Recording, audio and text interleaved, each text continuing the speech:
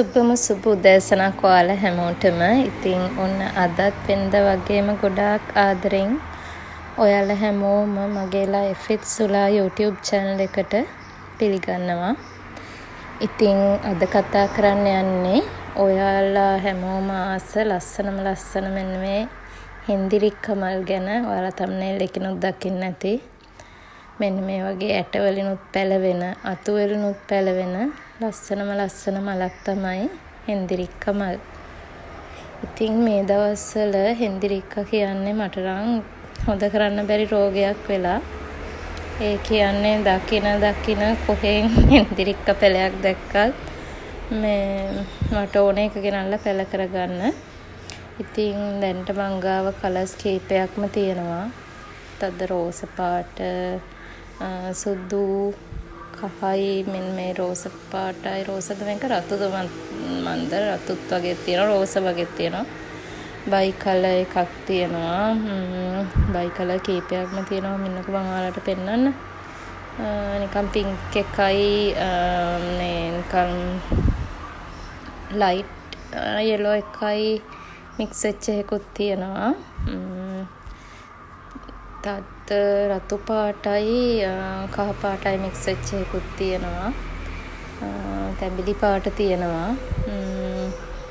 ඒ වගේ පාට ගොඩාක් මම මෙහෙම එකම තැන හිටවගෙන තියෙනවා. මේ තියෙන මං කිව්වා ලයිට් වින් මේ ලයිට් මොකක්ද yellow එකයි පින්ක් එකයි කවලම් වෙලා කියලා.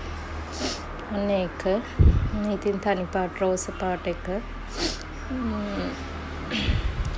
මේ ටික නම් බිමින් හිටවලා තියෙන්නේ මේ සුදු එක. මම ඔයාලට පොඩි ටිප් එකක් කියන්නද? මෙච්චර ලස්සනට කොහොමද මේවා කලර්ස් වෙලා, ඒ කියන්නේ කලර්ස් මික්ස් වෙලා තනි පාටින්ද මික්ස් වෙච්ච කලර්ස් වලින්ද කොහොමද මේවා මෙහෙම හදාගන්නේ කියලා. ඔයාලට මම මතකද කිව්වා මේ අර මගේ තිබ්බේ වීඩියෝ එකක් ඩුබයි රෝස් හිටවපු. ඒකෙත් මම ඩුබයි රෝස් ඔක්කොම පාට වර්ග එක තැනින් හිටවලා තිබ්බේ. මම මේ පාර කළෙත් මේ හෙන්දිරික්කා මට හම්බෙන හැම වර්ගයක්ම ගෙනල්ලා එකම තැනින් හිටෙව්වා. ඒ කියන්නේ එකම ඒරියා එකක හිටෙව්වා.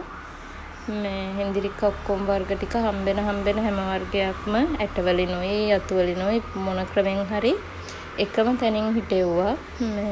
මේවට ඔයාලට කියන්න ඕනේ මේ මොකද්ද ගොළුබෙලි ප්‍රශ්නේ නෑ. හෙන්දිරික්කා කෘමිනාශකයක්නේ. ඒ හින්දා ගොළුබෙල්ලෝ මේ පැල නම් කන්නේ නැහැ මගේ. කෝකටත් මම උඩිනුත් හදාගෙන තියෙනවා පෝච්චි 2-3. මේ යට ඉඳලා තියෙන ඒවා මේ ගොළුබෙල්ලොන්ගේ ප්‍රශ්න නම් මේවට ආවේ නැහැ. මේවා කෘමිනාශක හදන්නත් ගන්නවල. මේ තියෙන මේ මම ආසම කලර් එක අර තද කහ පාටයි මේ රෙඩ් එකයි මික්ස් වෙච්ච එක. ඉතින් ඔයාලා කියන්නේ ඔයාලා දන්නවද මේ මල් පිපෙන්නේ හරියටම හවස 4ට කියලා. 4 o'clock flower කියලා මේවට කියනවා. ඒ කියන්නේ අපේ මේ අතීතේ හිටපු අය හවස් වෙලාව කීයද කියලා දැනගන්න මෙන්න මේ හෙන්දිරික් කමල් භාවිතා කරා කියලා කියනවා. මෙන්න මේ කලර් එක තමයි මම ආසම එක. ඒ කියන්නේ මේවා හරියටම 4 වෙනකොට පිපිලා ඉවරයි. ඒ කියන්නේ පිපෙන්න පටන් ගන්න හරියටම 4ට. මේ පුදුම සුවඳක් ඒ වෙලාවෙ ඉඳන් තියෙන්නේ. මුළු මිදුලම සුවඳයි. මේ මම ඉස්සර නම් මේ හෙන්දිරික්කා වලට එච්චරම ආසාවක් තිබ්බේ නැහැ. මට මේ මෑතකදී මේ වීඩියෝස් වලින් දැන් හැමෝම හෙන්දිරික්කා හිටවන්නනේ අර දිය කූඩළු පිස්සුව වගේ. මටත් ඉතින් මේක මේ හිටවන්න හිතුණා. මේ දැන් නම් ඒක නතර කරගන්න බැරි පිස්සුවක් වෙලා මාර මාසයි. ඒකෙන් එන සුවඳ අනේ මන්ද මන්නම් කියන්න බෑ. ඒක නිකන් අමෝතුම සුවඳක්. මේ ඔයාලගේ දොර කොඩින් පුළුවන් නම් හිටව ගන්න හෙන්දිරික්කා පැලයක් දෙකක් පෝච්චි එක හරි. මේ ඒක ගොඩාක් හොඳයි කියලා කියනවා. ඉතින් කතා කර හිටියා මිසක් මල් ටික බැලුවද කියලාත් මතක නැහැ. පෙන්නුවද කියලාත් මතක නැහැ. එහෙනම් චුට්ටක් ආයි මම මල් ටික බලෙමුකෝ.